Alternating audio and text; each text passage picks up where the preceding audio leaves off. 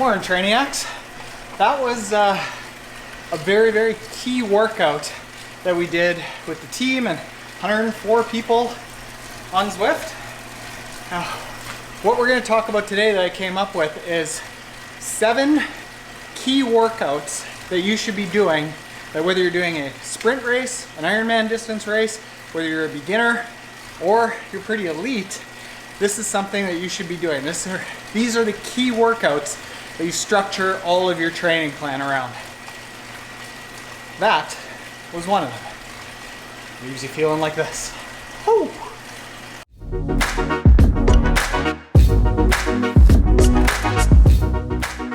There is work to be done, guys. There are words to say to all the Trainiacs' beautiful faces. Pete likes to sing. You sing, bud? Stage fright. So a question that I occasionally get is, Taren, can you give me a workout to do X? Well, it's not necessarily about one workout, but it's how all the workouts play together.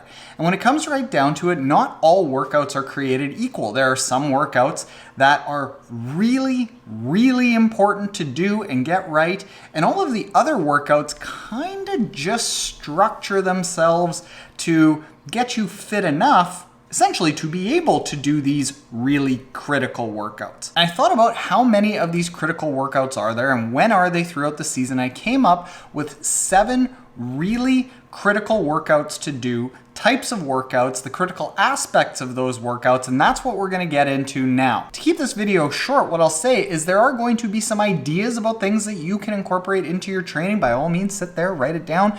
But to know how it goes into an overall training plan, this is more so that you know what a good training plan looks like, so that no matter whether you're doing things training on your own, with a coach, or on teamtrainiac.com, you know what you're doing and why you're doing it. Essentially, you know what to look for. We're going to start off with swim. And one thing that I would focus on with swim is that you want to focus a lot on technique throughout the season.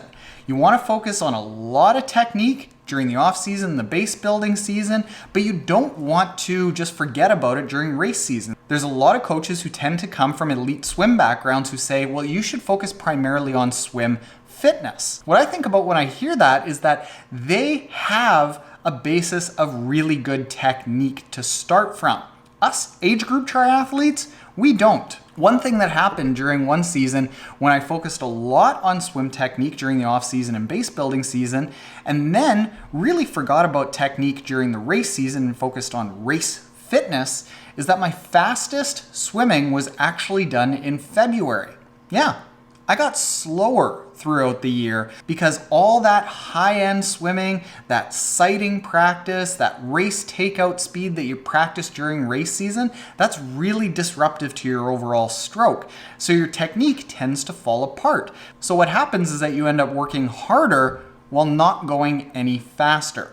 So what we do on Team Trainiac is we bulk up on a lot of swim technique during the off-season and base building season, but we still just keep it in as probably half the focus during race season. So that race fitness that you are building isn't strictly deteriorating your swim technique. Second key feature of the workouts that you need to include is an over distance ride. If you've been around for a long time, you know that I love the over distance ride. The endurance ride, the long ride, is the best way to build your endurance to make sure that you've got the endurance for the overall race. It's really hard to go and do a 5-hour swim. It's really hard to go and do a 5-hour run. Both these things are really hard on the body, but going and doing a 5-hour ride, very easy. And that 5-hour ride can translate to, say, a 5-hour half Ironman. You'll have the endurance for all. So what I recommend is that for sprint athletes, you build up about 10% each week to the point that you can ride 40 to 50 kilometers. For an Olympic distance athlete, you can ride somewhere between 70 and 80 kilometers. For a half Ironman distance athlete, you build up so that you can ride about 120 kilometers. And for an Ironman athlete, the over distance is less of a concern, but you might maybe just once throughout the year do a 200 kilometer ride, a 6 to 7 hour kind of ride. And that's going to be lots. That's going to translate to endurance that you can use for the entire race, combining swim, bike, run. It's the best way to build endurance. The third critical workout or aspect of a good workout design is that those long endurance rides and the long endurance runs should be carb fasted. Now, I'm not a big believer in outright fasted rides or runs, but carb fasted actually provides a lot of the same benefit. So you can still eat before, you can have a fat and protein based coffee, you can have some nut butter, you can have something like an S-Fuels bar in the morning, or even just some scrambled eggs. And then during the ride, again, reduce the carbs. There's actually a study that we just talked about recently where 61 Ironman athletes at Ironman Copenhagen were tested, and one of the biggest determinants of successful races was a high ability to access fat as fuel. One way to do that is by training 25 hours a week or more, but an easier way to do that for most of us age group athletes is to do some longer endurance riding and running at a very low heart rate where it's easy for our body to access all of the onboard energy storage that we've got, and do that in a carb depleted state so that it forces your body to learn how to access all of this stuff as fuel. The fourth critical workout or workout aspect that you need to include are hard runs and rides. And you need to be hard enough. If you're a follower of HIIT-based training, high intensity interval-based training, you will understand that the sweet spot for the really hard stuff is in between about 15 seconds and 8 minutes, roughly. How hard is hard enough? Well, it should be really damn hard. But the rule of thumb that I like to use, even if you are using power or heart rate or rate of perceived exertion, whatever it is, I like to just use the rule of thumb as it should be really hard, but not so hard that you're fading towards the end of any of the intervals. You're not fading by the last interval that you do. And most importantly, you finish feeling like you could have done one more interval. That's a really key thing because that means that you're not emptying the tank totally, and that's going to allow you to back up training tomorrow and the next day and the next day. Those low intensity rides build the mitochondria in your body. It creates more density. The mitochondria are what actually produce the energy. And then the high intensity stuff is what refines it. It makes all that mitochondria function a lot better. If you're just doing one or the other, you're not doing everything you can.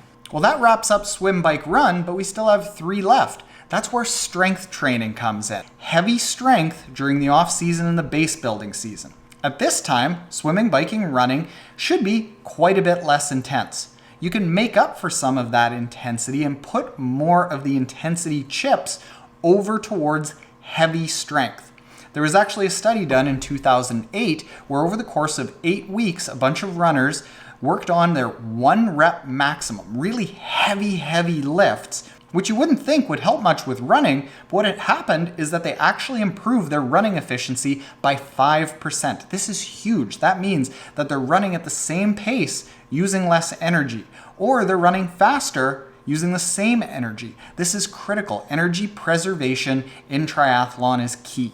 The second to last most important workout to do are race season plyometrics. If you think about running, every single run step we take is essentially just a tiny little hop, just tens of thousands of tiny little hops off the ground from one leg to the other.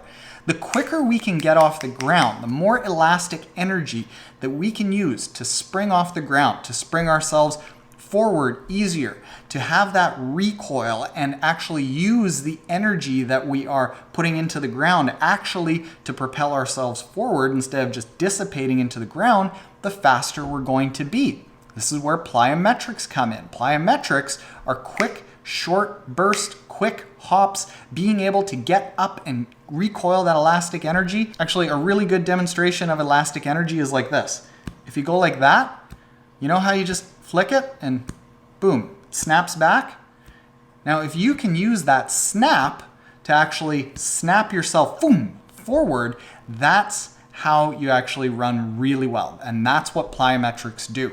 This is what you want to be doing in the race season, where we want to back off that really heavy strength training that we did in the off season and the base building season.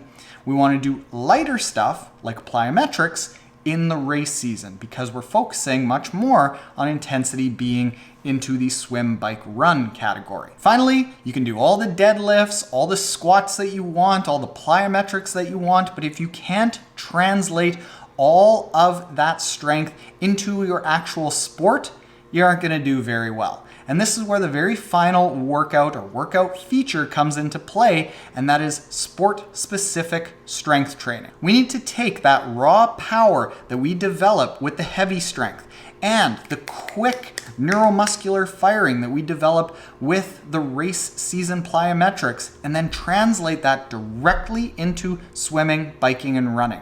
This is where things like stretch cords before a swim come into play, where low gear work, grinding out 60 RPM at a high power comes into play, and where hill running comes into play. This is like strength training for swimming, biking, and running. And on Team Trainiac, we do a lot of it. This is what creates really muscularly endurance kind of calloused muscles that are able to fire over and over and over, even while fatigued. So those 7 things are really critical. Now, if you are doing your training yourself, you've got some ideas about things to incorporate. If you're working with a coach or searching for a coach, you know what to be looking for now at certain times of the year. If you're working with us on teamtrainiac.com, you know a little bit more about why we do that, what the thought process is behind that. If you're totally lost and you don't even know where to start, check us out at teamtrainiac.com. We've got a free 14-day trial that you can go in and see how a lot of these aspects work together week after week to put together an entire plan. And that was meant to be a fairly short video, Trainiacs, but it seems like I got a little chatty. I tend to do that. Surprise, surprise. Now, go check us out at teamtrainiac.com if you're interested in seeing how this all works together. And if you aren't already subscribed, hit the subscribe button below. Let's see if we can get Petey singing. Pete! Pete! Pete! Pete!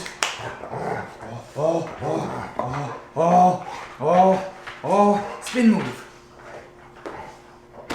Sings inside all day.